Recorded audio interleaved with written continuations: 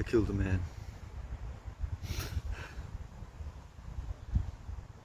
It was in the north, near the drug trade. He was on the bottom rung of the crime syndicate that ran the place. It wasn't like you'd think. It was like feudalism. They were like warlords. I don't know what was happening with me. I didn't believe in God anymore. I didn't believe in anything. I was living with a 15-year-old girl. He loathed me. I was white, so I had power.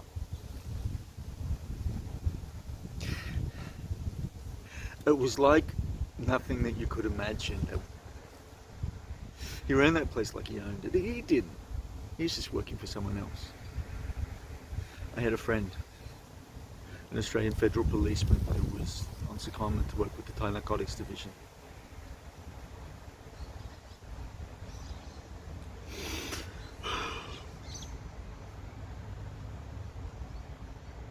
I came home. I came back to the flat and there she was, hanging. It was just after midday and she was hanging in the middle of the room. He hung her. He raped her and he hung her. She was naked from the waist down.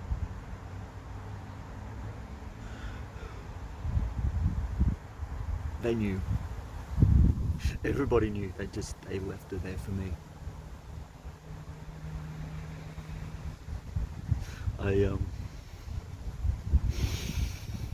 I cut her down. I took her down.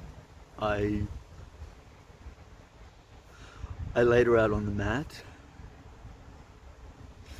I wiped his sperm off her legs. I don't know what I did. I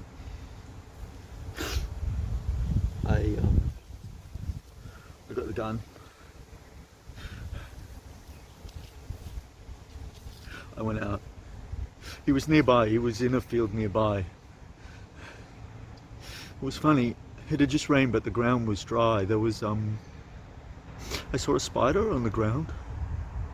I remember the corrugations as I walked towards him. He laughed when he saw me coming. It was unbelievable, the heat. And then he saw the gun and he fumbled to get his own out. Shot him.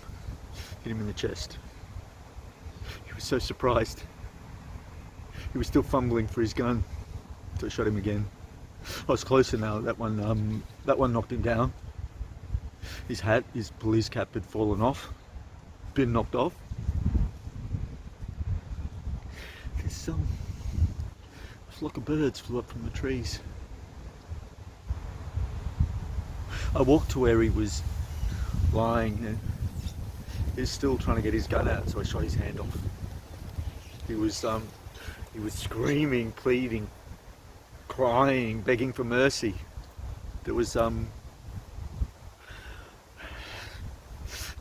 these bubbles of blood coming from his chest. Like I'd punctured a lung and the blood was bubbling out. It really looked like his chest was breathing, like it was trying to say something. I could already see the ants. He couldn't have been feeling any pain. It was too badly hurt. It was terror. It was absolute living terror. I put the gun to his groin and I cocked it. He saw what I was going to do and he tried to wriggle away. I pulled the trigger. He started to shudder then. His whole body was trembling. The pupils of his eyes had almost disappeared. And he was whispering. There was a blade of grass in his hair.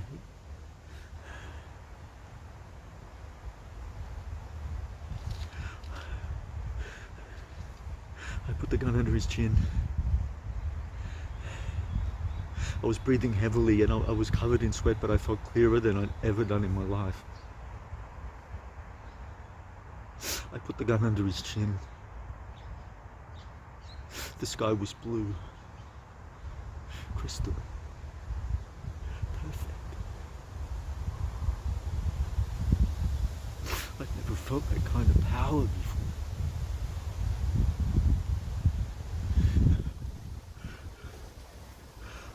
I put the gun under his chin. His hands, his eyes were trying to look at what my fingers were doing. And I said to him, I can still hear myself, I said, God loves you. And then I blew his head off.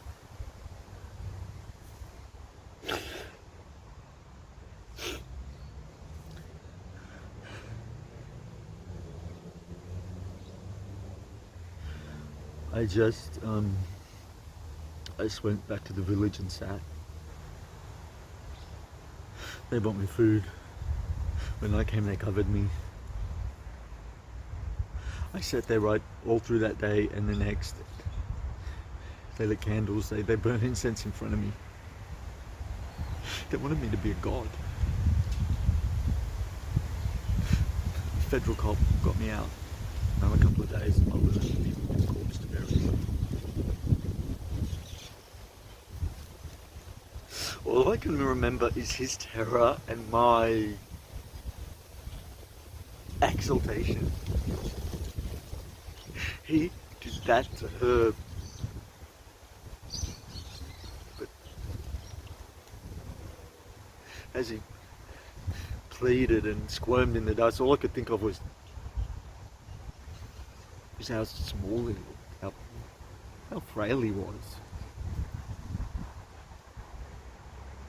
And nothing that he could possibly do gave me the right to do what I did to him.